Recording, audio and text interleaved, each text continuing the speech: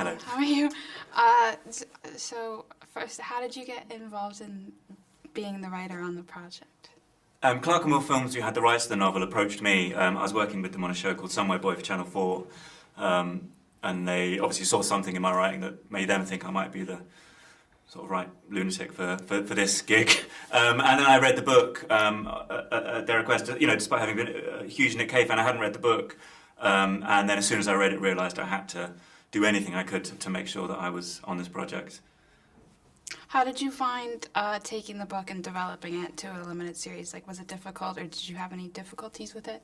I mean, it's very intimidating to take a book, such a brilliant book, and even think about adapting it and changing anything. I think what was important to me, or what sort of cracked it for me, was appreciating that it's a very different language, you know, and one can't simply kind of reformat the book and put it onto screen. It has to be different, and yet the result has to be the same. You know, we have to kind of connect with an audience and confront an audience and challenge an audience in the same way that the book does a reader, and feeling sort of free enough to be able, and not intimidated, you know, to be able to kind of tear up bits of the book and rethink and redo and completely invent while remaining entirely true to the spirit of this brilliant book.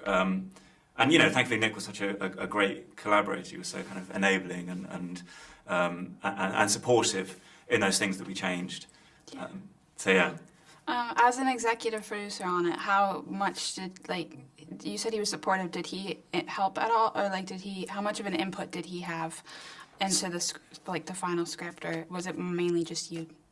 So he read it. He read everything and had some big thoughts. You know, he read the first episode, and that was when I first met him after he read the first episode, and he said a big note, and I was terrified, thinking I was going to have to tear everything up. And thankfully, it was just that Bunny was wearing the wrong shoes in a particular scene. Otherwise, he seemed to be happy with it. And as we went on through the series, and there was more that we'd invented, he had sort of bigger notes and bigger thoughts, but nothing derailing. I think he was happy with how it was going. I think he could see that we were remaining very true to the spirit of the book, because we knew we had to, we wanted to, and he was just enormously supportive, which was great for us, you know, because we wanted to get it right and needed to get it right, you know, and his stamp of approval was obviously enormously important for us.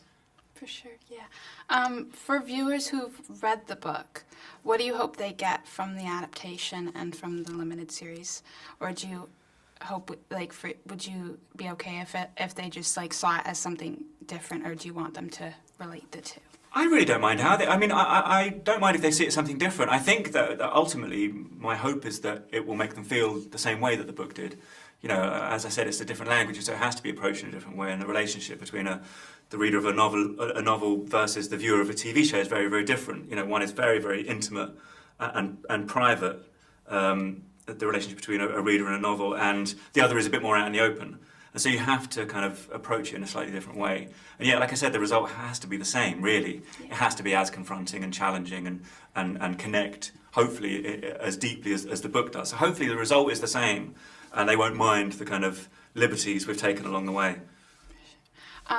So I haven't read the book yet, but for viewers who haven't either, do you want them to like be interested in what was different, or do you just would you just be happy with them like just enjoying it as the series that you've made it into? To them, it's none of my business really. They can do what they like. You know, I hope that everyone loves it, and if they want to go back to the book, then great. I hope that they do. It's you know, it's interesting, I think, to see how the two things are different and how the two things are the same. And like I say, I hope that they feel the same. You know, ultimately, after watching one and reading the other, is the hope. You know. So as a limited series, it will be released like weekly, but then do you think it would work as a feature film, or do you think it works as the series because it builds up this anticipation between the episodes? I think actually it's being released as a sort of box set all together. I think I may have that wrong, on the 20th. I think it works. I think it works as either. You know, I hope that it's sort of gripping to the point that you will wait a week to watch the next episode and be thinking about it in the interim. I also think that it's sort of ultimately very bingeable. Yeah. I hope. Well, I don't tend to binge stuff, but I was like, oh yeah, binging it, and I haven't had a series that I've binged in like so long. But I do feel like if you had the week, you'd be anticipating it all week because of how the episode's set up. Yeah. So thank you. Oh no, thank you. That's great. So speaking of how the anticipation builds up, as Bunny goes further and further down the spiral, how were you able to, or what was the script writing process to add that in subtly each episode? Apologies. I think that you have to kind of live it in a weird way in the writing of it. I think that you have to. I don't write sort of in a very technical way. You know, I've never trained. I don't really know what I'm doing, and so the only way I can really do it is to sort of feel it as I'm going. Which, with something like Bunny Munro, is difficult. I don't know how pleasant I was to live with at that time, because you sort of have to drive yourself slightly mad, almost trying to exist in Bunny's head and just see what kind of comes out. You know. And there's a couple of scenes where I was acting it out on my own in my office to try and get it right, and caught my wife looking at me from the doorway, and I'm probably thinking about imminent divorce because I probably look like an absolute maniac. But I think ultimately you have to try and live it, you know, rather than overthink it. And think about what would logically happen now, because I don't think humans, certainly a human like Bunny, is logical, and is thinking logically, is irrational. And so, yeah, you have to try as much as you can to put yourself in that headspace, I think. For sure. As the writer, how much input did you have when the filming was happening, or were there moments where you had to work with Matt or work with any of the cast to try to get things?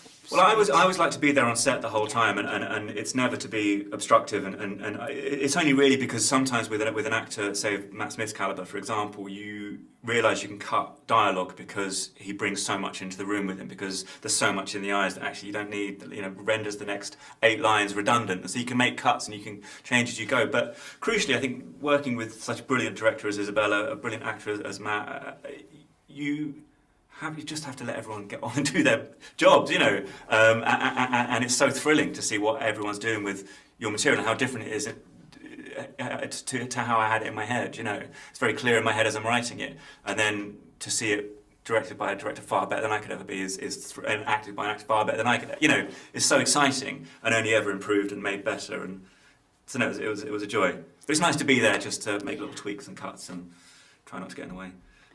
After doing this, do you have anything that you'd want to do next, or thinking of doing next?